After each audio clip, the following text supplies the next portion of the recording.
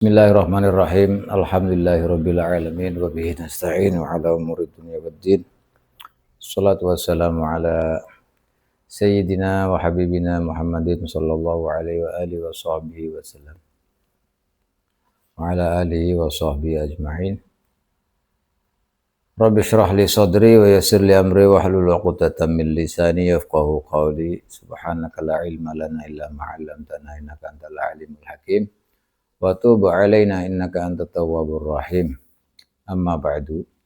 Faqala al-mu'allif rahimahullahu ta'ala wa nafa'ana bihi wa bi'ulumihi wa bi'ulumina wa bi'ulumikum fid dharain amin. Radhiyallahu ankum ila anqal wa tayaqqunur ru'yah. Ini kita bisa masih membahas tentang hal-hal yang membatalkan wudu atau tayamum.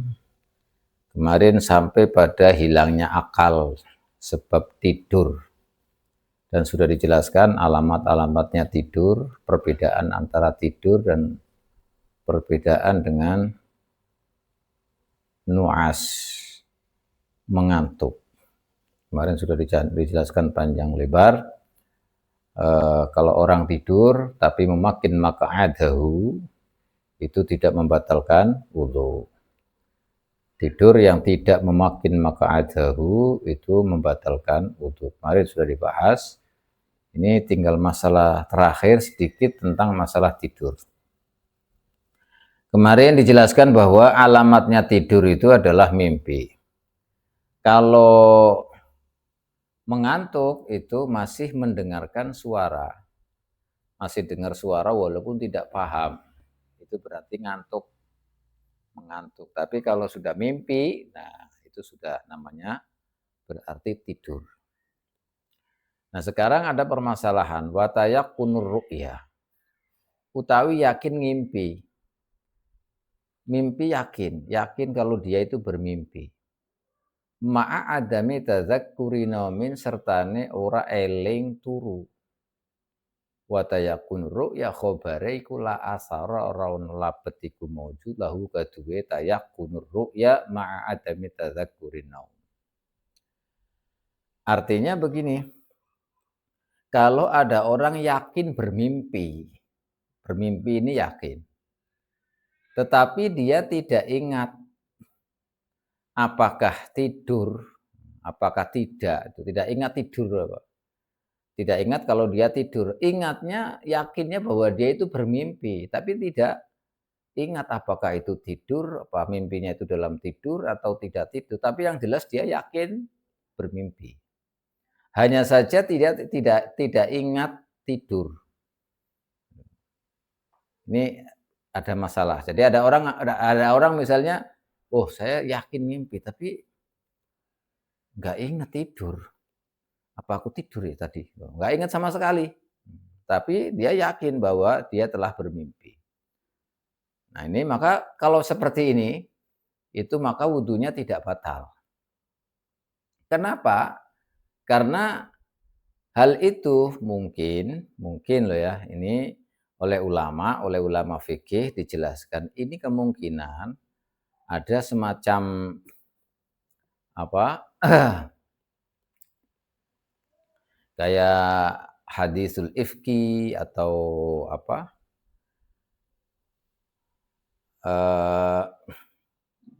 Apa sih kalau hati sampai menerawang jauh kemana kan, sampai seolah-olah itu mimpi lah itu. Nah, ini maksudnya. Maka itu bisa saja terjadi, tetapi dia lupa tentang tidur. Tapi kalau misalnya secara gambaran dohir, bagaimana dia bisa bermimpi kalau tidak tidur, kan begitu. Bagaimana dia bermimpi kalau dia tidak tidur? Cara ininya kan begitu. Tetapi ini permasalahan, ada orang yakin bahwa dia itu bermimpi, tetapi dia lupa tidur. Nah, kalau seperti ini, maka bagaimana? Ini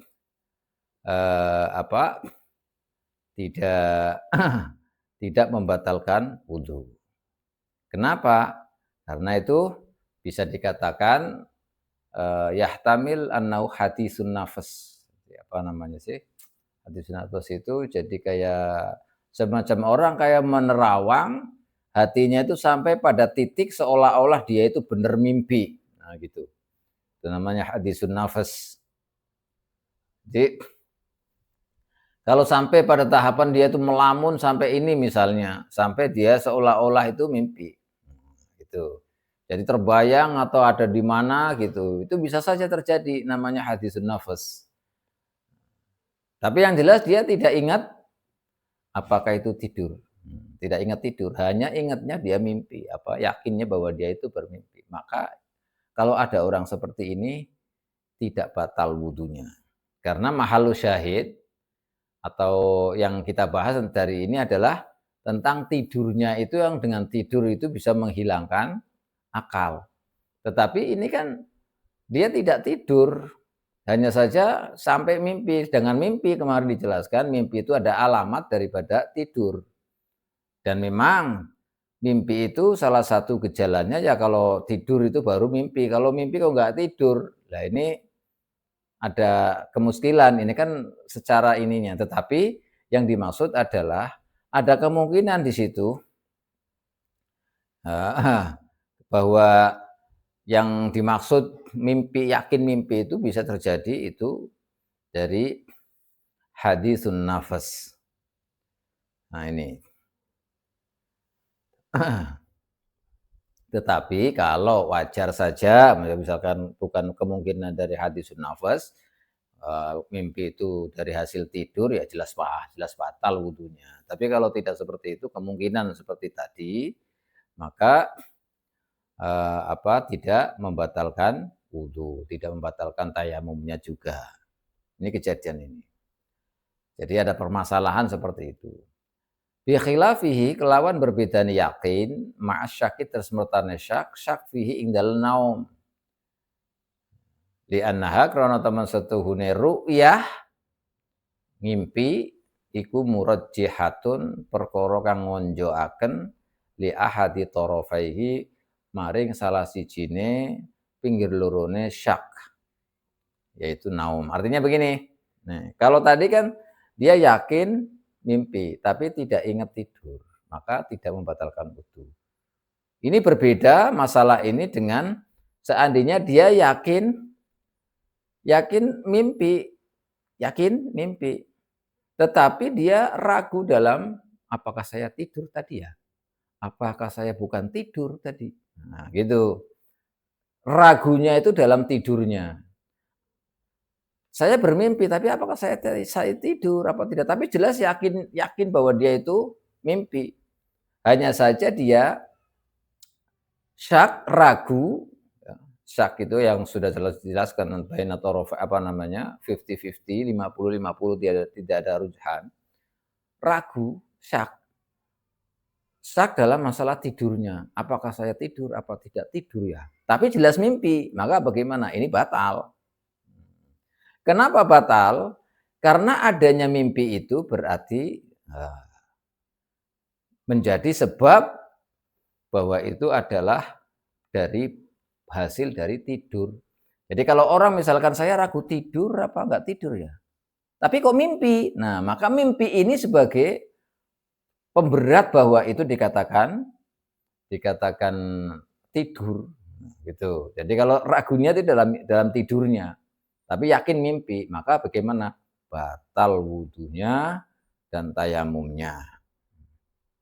Ini berbeda dengan yang pertama. Kalau yang pertama mimpi yakin tapi tidak ingat tidurnya itu, tidak ingat. Karena ini masih ada kemungkinan bahwa itu yang terjadi adalah hakikatnya bukan mimpi tapi hadisun nafsi, masih ada kemungkinan itu. Meskipun secara umum bahwa kalau mimpi ya dari tidur hasilnya gitu. Hasilnya dari tidur. Tapi masih ada kemungkinan itu dan dia tidak ingat bahwa itu tidur dia, maka wudunya atau tayamumnya tidak batal. Berbeda dengan yang kedua. Kalau yang kedua dia yakin bahwa dia itu bermimpi, tetapi dia ragu apakah tidur apakah tidak. Jadi syaknya dalam tidur atau dia. Kalau syak tidur atau enggak, kemarin kan dijelaskan saya tidur apa enggak, maka hukumnya gimana? Hukumnya tidak tidur, alias tidak batal. Tetapi kalau jelas dia eh, yakin ada mimpi, maka ya bukan syak lagi namanya. Nah, bukan apa? Bukan kembali pada hukum yang pertama, syak yang kalau ragu tidur apa tidak tidur itu tidak membatalkan wudhu, tapi karena adanya mimpi, maka berarti itu namanya bukan syak lagi. Namanya mimpi itu murajjihatun li ahadit tharafaini, artinya berarti dia tidur gitu. Jadi beda dengan masalah yang sebelum-sebelumnya yang kemarin dijelaskan. Karena kalau ada orang ragu, apakah saya tidur tadi ya? Apakah tidak tidur?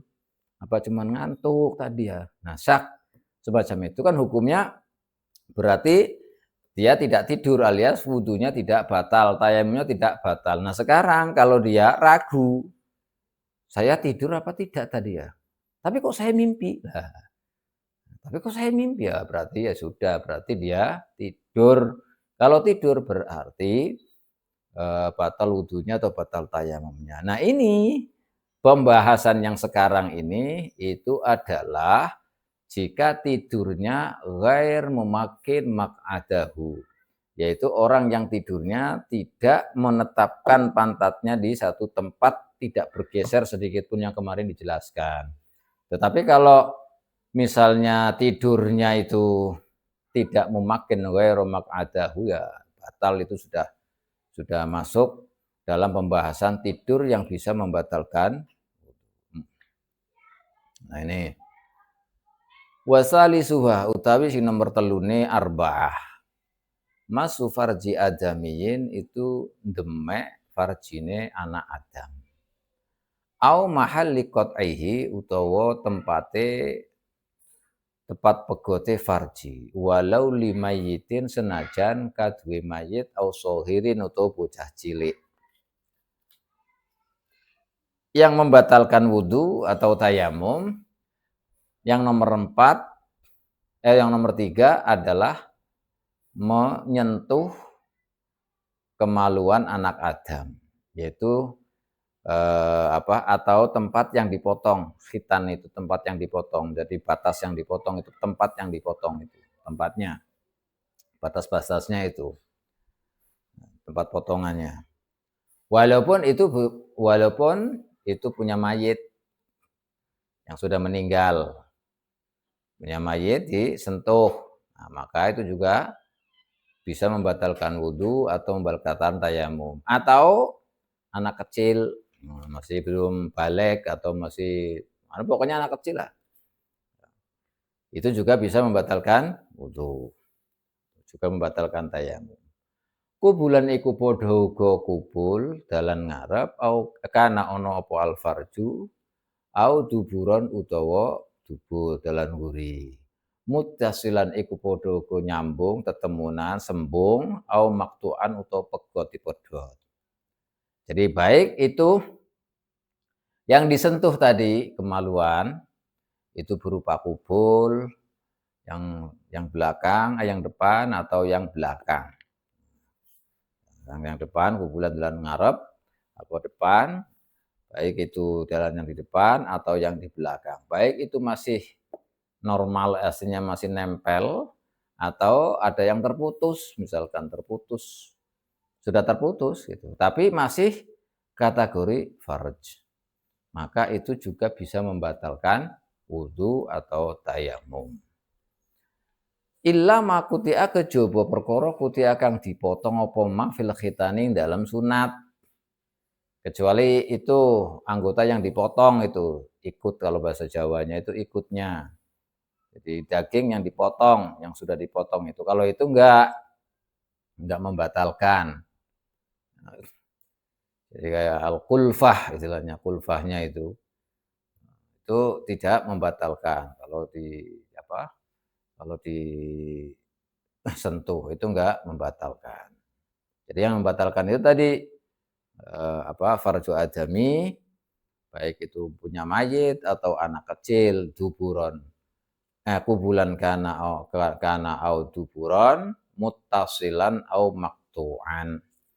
Kalau misalkan ada yang terpotong di tengah jalan misalnya maktu', terus kemudian disentuh itunya, batas-batas tadi itu, maka yang sudah ditentukan tadi, maka itu bisa membatalkan wudu atau membatalkan tayamum.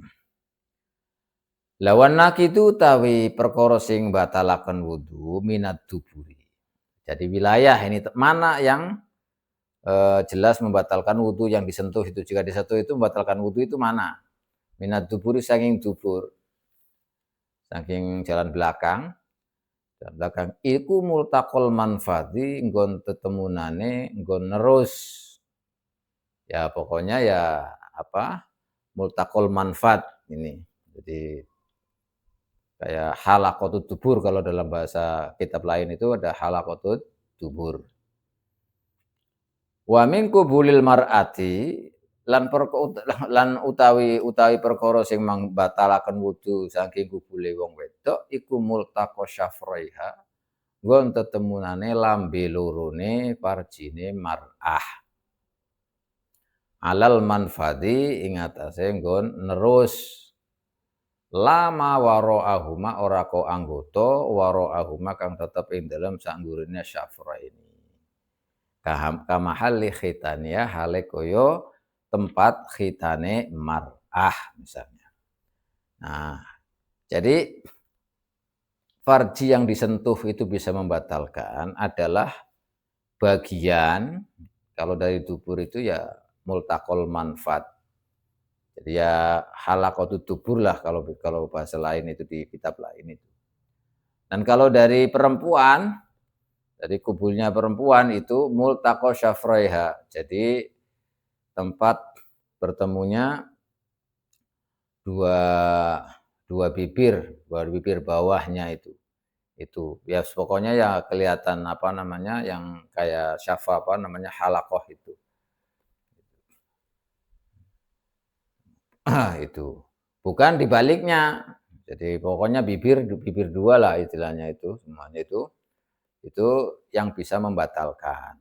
Kalau di belakangnya tidak seperti tempat khitannya kan perempuan kalau di khitan itu dipotong kan itu. Nah, kalau itu tidak bukan itu yang membatalkan. Itu kamahali khitanihima. Seperti juga tempat atau sesuatu yang di tempat yang dipotong itu khitannya itu tidak membatalkan. Naam, iya benar. Benar jarene gimana? Bahwa lama waro'ahuma kamahalli khitanihima. Kalau yang di dalamnya itu atau di balik itu tidak membatalkan wudu. Tapi yundabu. Memang tidak membatalkan tapi yundabu den sunataken apa wudu. Disunahkan wudu mimas sinahwil anati saking demek sepadane anah. Anah itu ya rambut bawah, bulu bawah wabal tinil aliyati lan jerone bokong, pantat. Jadi disunahkan berwudu. Kalau tadi kan mawaro'ahuma itu tidak membatalkan wudu, seperti tempat khitannya juga tidak membatalkan wudu. Tapi kalau menyentuh seperti rambut kemaluan itu disunahkan berwudu. Begitu juga ketika menyentuh dalamnya pantat itu juga disunahkan berwudu. Wal unsaya ini juga peringsilan loro itu juga disunahkan untuk berwudu. Wa sya'rin juga ketika disunahkan ketika demek rambut nabata kang tumbuh apa sya'ar fauqa zakarin di dalam sandukure zakar. Kalau ada rambut yang tumbuh di zakarnya kalau disentuh rambutnya itu tidak membatalkan tapi disunahkan untuk berwudu. Wa aslu fakhidin lan poe pupu. Jadi ujung pupu yang paling ujung apa ini? Ujung pupu sedang ujung paha yang paling ujung itu kalau menyentuh ujungnya paha yang paling ujung itu juga disunahkan berwudu. Tidak membatalkan wudu tapi disunahkan berwudu. Walam si sohirotin juga disunahkan wudu ketika menyentuh perempuan anak kecil yang perempuan itu. Wa amrotin dan amrot itu laki-laki yang belum dewasa, laki-laki yang murohek lah, hampir dewasa, belum dewasa, belum tumbuh kumis, belum apa, tapi ganteng, apa itu namanya amrot itu kalau di pondok pesantren itu terkenal itu. Namanya amrot itu kalau menyentuh amrot itu juga disunahkan berwudu, tidak batal tapi sunnah untuk berwudu. Nah ini semuanya ya, atau menyangkut tentang anak kecil perempuan yang disentuh itu tidak membatalkan wudu, hanya disunahkan saja. Itu karena memang anak kecil tidak, kalau disentuh menurut orang wajar, orang umum lah istilahnya, orang normal itu enggak anak kecil itu enggak nyahwati lah istilahnya. Tetapi kalau anak kecil sudah nyahwati ya batal wudunya. Jadi batas daripada anak kecil disentuh tidak batal wudunya itu kalau memang la tustaha, kalau tidak dilihat itu tidak nyahwati. Tapi kalau anak kecil dilihat nyahwati berarti kalau disentuh berarti batal wudunya. Bisa membatalkan wudu. Wa abroso lan abros, wong sing loro belang, loro abros. Jadi orang yang terkena penyakit abros, jadi putih-putih itu yang ma'ruf lah apa namanya, ya belang itu kusta atau apa itu. Nah itu juga kalau menyentuh orang seperti itu disunahkan untuk berwudu. Wa Yahudiyin, dan menyentuh orang Yahudi juga disunahkan berwudu. Ini sunnah bukan batal.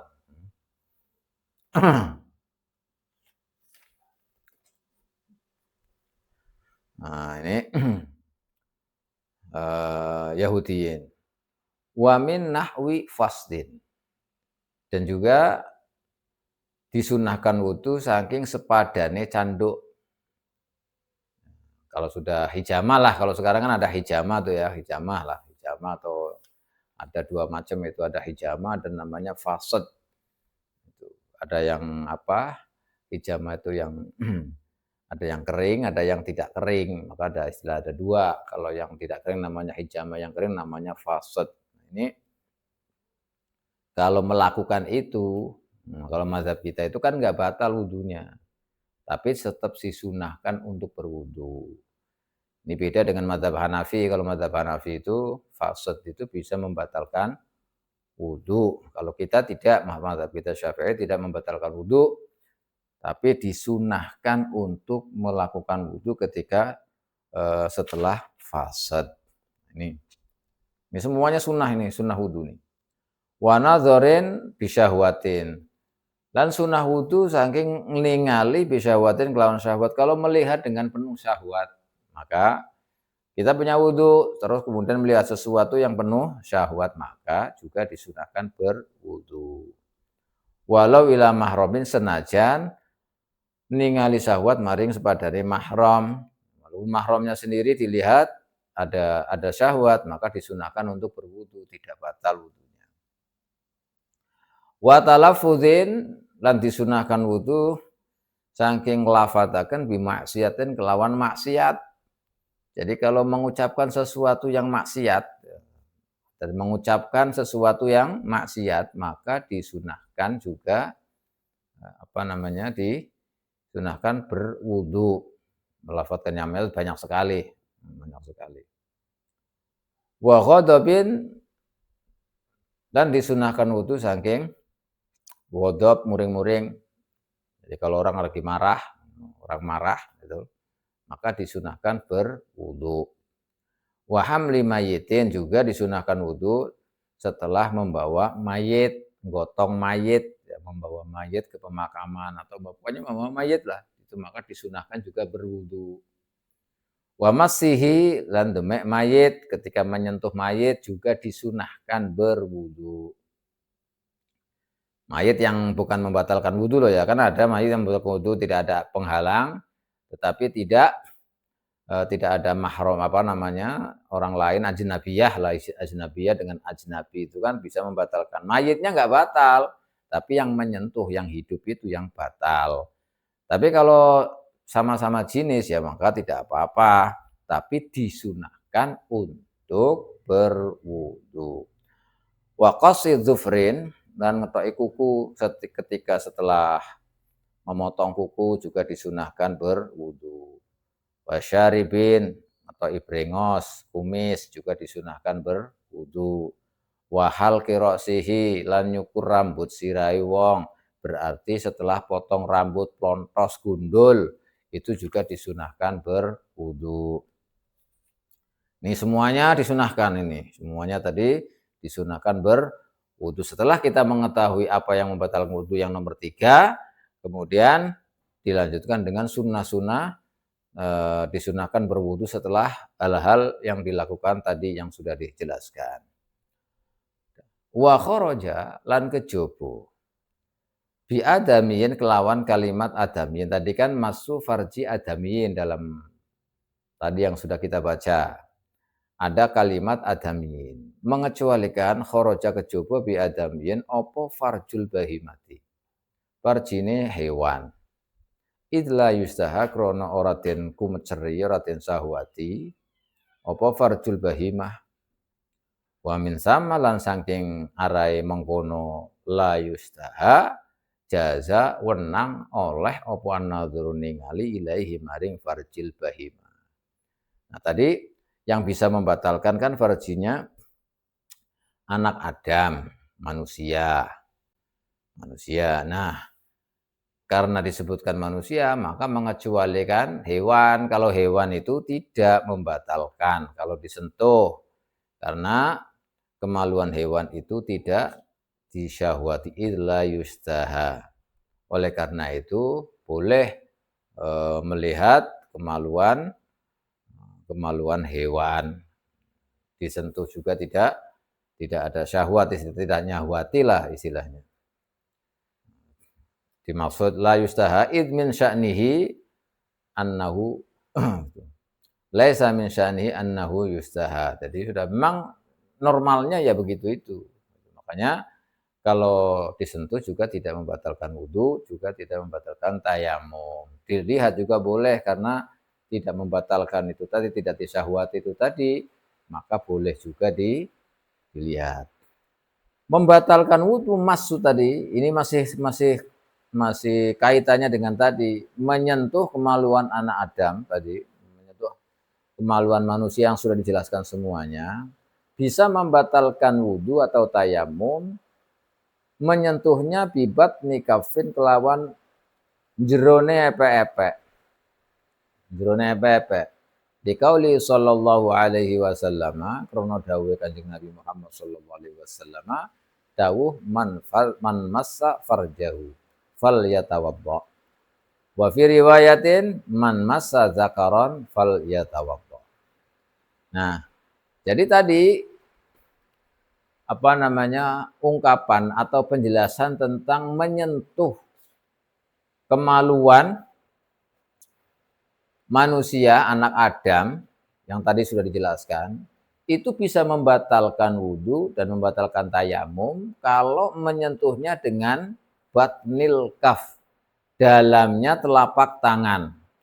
Berdasarkan hadis Nabi Shallallahu Alaihi Wasallam, man massa zakarahu, man massa farjahu falyatawadda. Juga dari riwayah man massa zakaron falyatawadda. Ini dasarnya adalah hadis ini. Makanya menyentuh dengan telapak, di dalamnya telapak tangan, itulah yang membatalkan wudu, membatalkan tayamum. Nah terus bagaimana? Mana anggota atau batas-batas dalam telapak tangan yang ketika menyentuh itu bisa membatalkan wudu?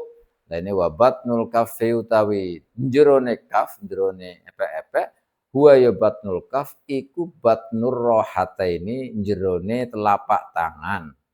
Wa batnul asabi lan jerone pira-pira driji, wal munharifu lan pira-pira pinggir, wal munharifu lan pinggir-pinggire, dan minggiri ilaihima maring batnir rohaten wa batnul asabi' indan tibaqihima ing dalam arkalane nangkepaken kafaini ma'ayasiri tahamulin sertane sidike metelaken duna ruusil asabi'i ora kok pucuke pira-pira driji wa ma bainaha lan perkara-perkara bainaha kang tetep ing dalem antarane asabi'. Nah ini wahira fil kaffi lan pira-pira pinggire epe-epe. Ya ini harus paham.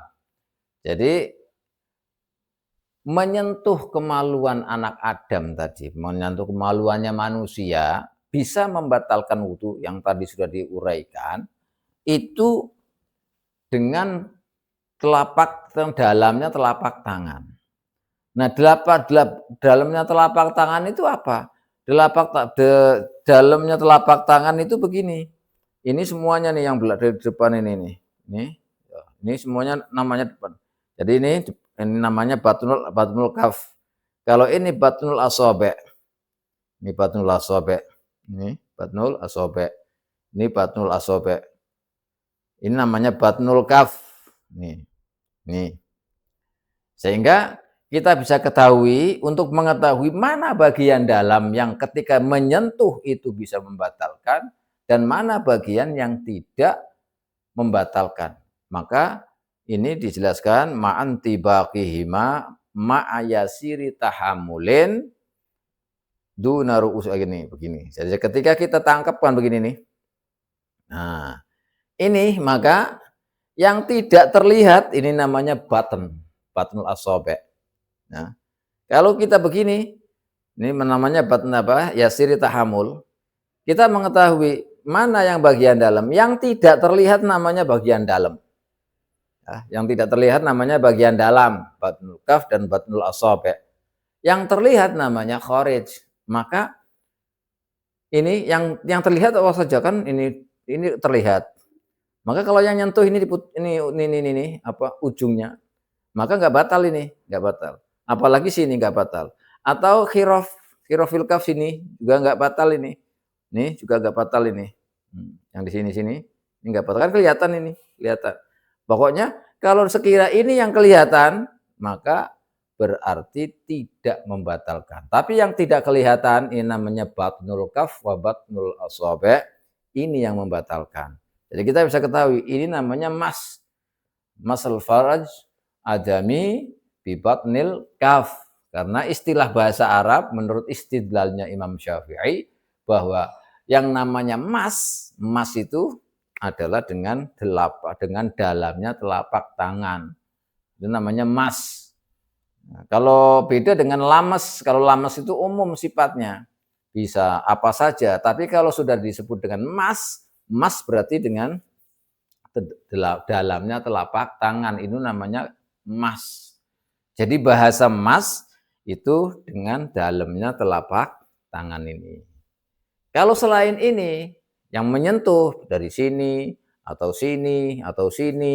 pinggir-pinggir sini nih. Nah, ini semuanya, atau hirofil kaf ini tadi, terus bainal asabi' tadi ini kan kelihatan tadi yang saya contohkan seperti ini kan kelihatan semua ini. Kayak yang kelihatan, ini berarti tidak membatalkan wudhu. Karena yang namanya mas menurut bahasa Arab itu adalah menyentuh dengan dalamnya telapak tangan. Kalau bukan telapak tangan berarti itu tidak membatalkan wudhu, juga tidak membatalkan tayamum karena hadisnya man massa farjahu falyatawadda.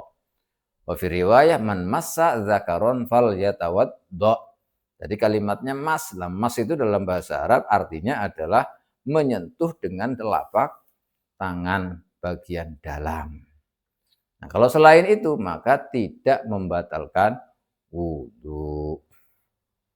Nah ini yang ketiga yang membatalkan wudhu kan ada 4 nanti ya. Yang pertama sudah, yang kedua sudah, dan yang ketiga tadi barusan sudah. Dan insya Allah nanti pertemuan yang akan datang kita akan membahas tentang yang membatalkan wudhu yang nomor 4, yaitu masalah bertemunya 2 kulit orang dewasa lain jenis, bukan ada mahram atau bersentuhan antara kulit dengan kulit. Itu nanti insya Allah, karena ini masalahnya banyak, nah insya Allah nanti akan kita baca pada pertemuan yang akan datang insya Allah biiznillah ta'ala, biar tuntas, karena harus diperinci ini masalahnya banyak yang dijelaskan oleh muallifil kitab dalam Fathul Mu'in ini. Demikian, mudah-mudahan bermanfaat. Wallahu a'lam bishawab.